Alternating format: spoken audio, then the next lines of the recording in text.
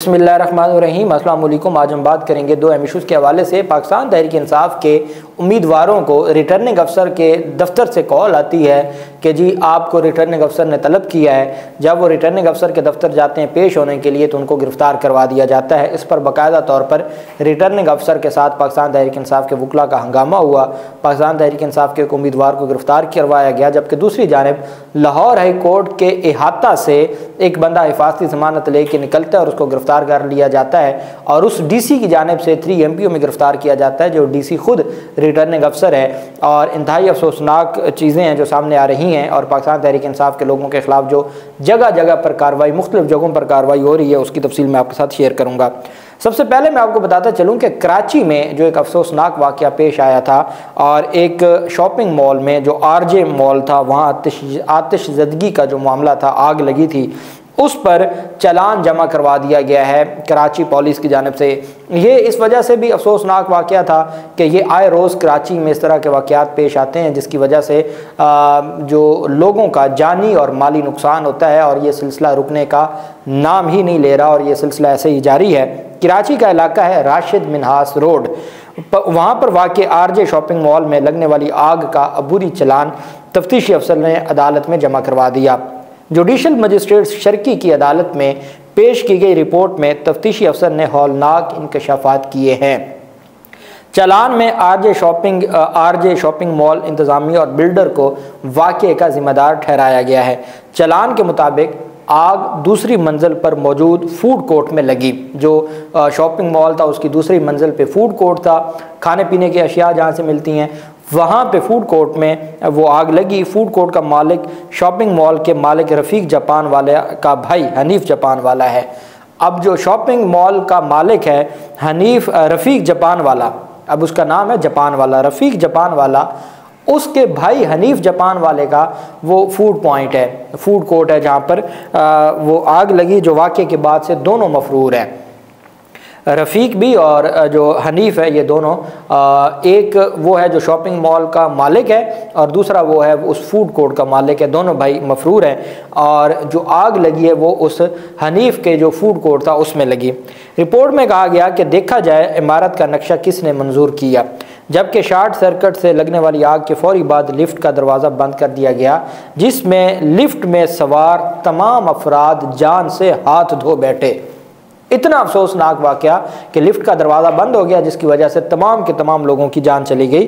चालान के मुताबिक civil defence cantonment board SBCA को बयानात कलमबंद करवाने के लिए नोटिस अरसाल कर दिए गए, जहाँ से कोई जवाब मौसूल नहीं हुआ।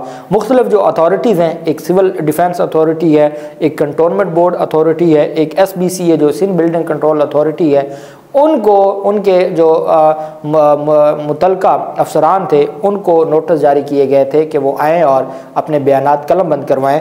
उन्होंने बयानात कलम बंद करवाना गवारा ही नहीं समझा। इतना अफसोसनाक वाक़या हुआ जहाँ इतनी कीमती जानें ज़ाय हुई और उसका जो उसके बयानात कलम बंद करवाने के लिए 3 बड़े इदारे हैं, तीनों ने तफ्तीशी अफसर के पास बयान तक कलम बंद ना करवाया। जाए वक़ूआ से कब्ज़े में ली जाने वाली अशिया की फोरेंसिक रिपोर्ट भी ताहाल मौसूल नहीं हुई।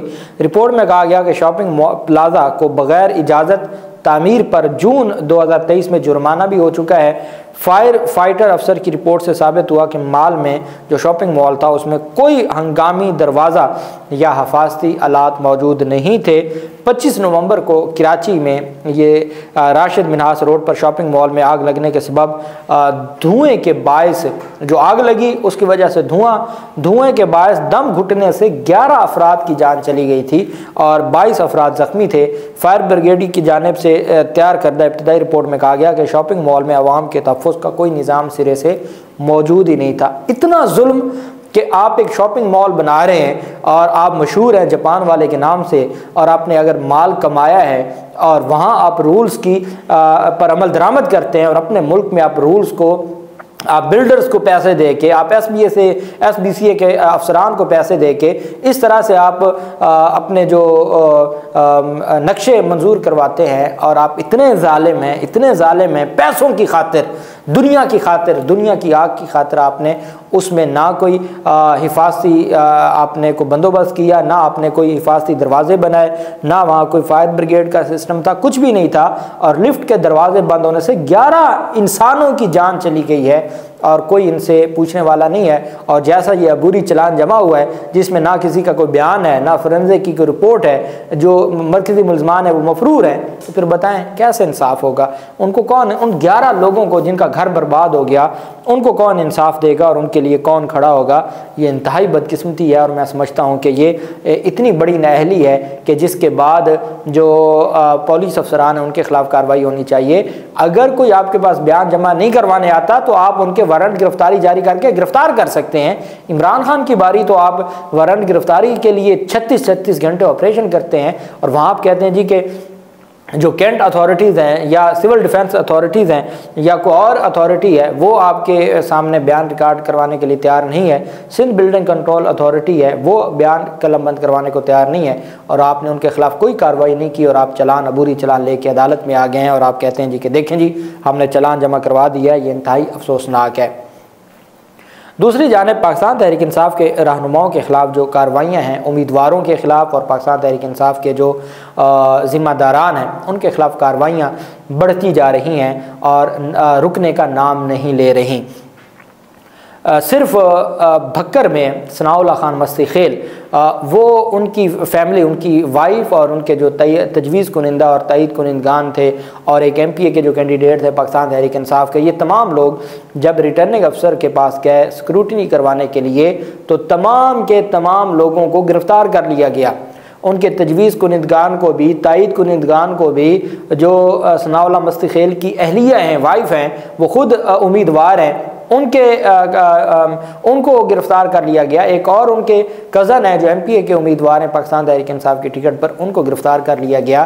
لاہور ہائی کورٹ نے کل رات کے 9 بجے فیصلہ جاری کیا، رات گئے عدالت کھلی رکھی گئی، اور رات کے 9 بجے فیصلہ جاری کیا کہ مونس الہی، پرویز الہی اور اس فیملی کے جو تائید کنندگان ہیں یا تجویز کنندگان ہیں ان میں سے کسی کو گرفتار نہ کیا جائے، اور حالت یہ ہے کہ ان کو گرفتار کر لیا جاتا ہے اور کوئی پوچھنے والا نہیں ہے۔ تو اس طریقے سے نظام نہیں چلتا۔ اور پھر سب سے بڑی بدقسمتی کیا ہے کہ جو ڈی سی ہیں پاکستان تحریک انصاف، یہی درخواست تو لے کر گئے تھے جس پر اسٹے آرڈر جاری ہوا تھا، اور قاضی فیض صاحب نے بغیر دوسرے فریق کو سنے، صرف الیکشن کمیشن کے وکلاء کے جھوٹوں پر مبنی دلائل کو سنتے ہوئے آر اوز اور ڈی آر اوز انتظامیہ میں سے لینے کا، چونکہ پوری جو فیلڈنگ سیٹ کی جا چکی تھی نون لیگ اور زرداری ازم کی جانب سے۔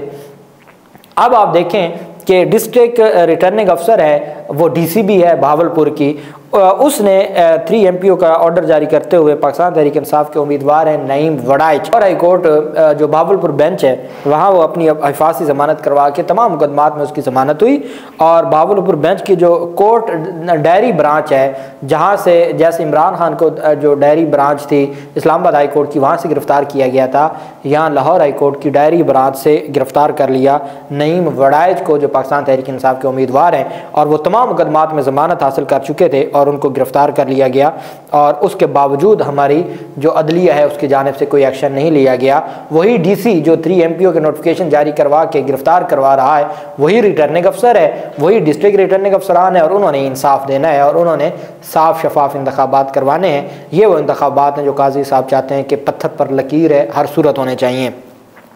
دوسری جانب ننکانہ صاحب سے پاکستان تحریک انصاف کے رہنما ہے رانا جمیل، وہ سینئر رہنما بھی ہیں اور وہ ان کا ایک بڑا نام ہے اپنے علاقہ میں۔ رانا جمیل کو ریٹرننگ افسر کی ریٹرننگ افسر آفس سے کال جاتی ہے۔ رانا جمیل کو کہا جاتا ہے کہ ریٹرننگ افسر نے آپ کے کاغذات نامزدگی کی اسکروٹنی میں کچھ چیزیں رہ گئی تھیں تو آپ کو بلایا جاتا ہے، آپ ریٹرننگ افسر کے دفتر میں پیش ہوں اور وہاں پیش ہو کے آپ تمام تفصیلات جمع کروائیں اور ان کے سوالوں کا جواب دیں۔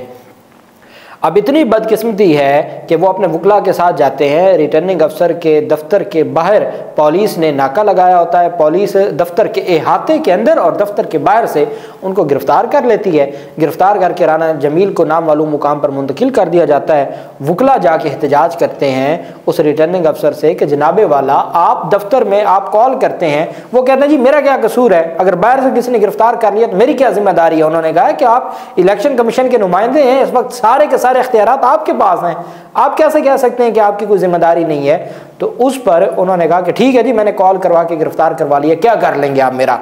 जब ये बात की, चूंकि वीडियो बन रही थी, तो उस पर फिर वकला वहाँ से चले गए और उन्होंने फिर वो वीडियो सोशल मीडिया पर भी वायरल की और इलेक्शन कमीशन को भी दरख्वास्त दी। और आज छुट्टी के रोज़ हाई कोर्ट में भी दरख्वास्त दायर की गई है उनकी रिकवरी की, राना जमील की, और उसके साथ भी ये जो वीडियो है उसको साथ सबूत के तौर पर लगाया गया है कि ये रिटर्निंग अफसरान पाकिस्तान तहरीक इंसाफ के उम्मीदवारों को स्क्रूटनी के नाम पर बुलाते हैं, फील्डिंग सेट होती है और पुलिस के ज़रिए गिरफ्तार करवा देते हैं। ये निज़ाम है। अल्लाह पाक पाकिस्तान कामयाब नासिर हो। बहुत शुक्रिया। अल्लाह हाफिज़। पाकिस्तान जिंदाबाद।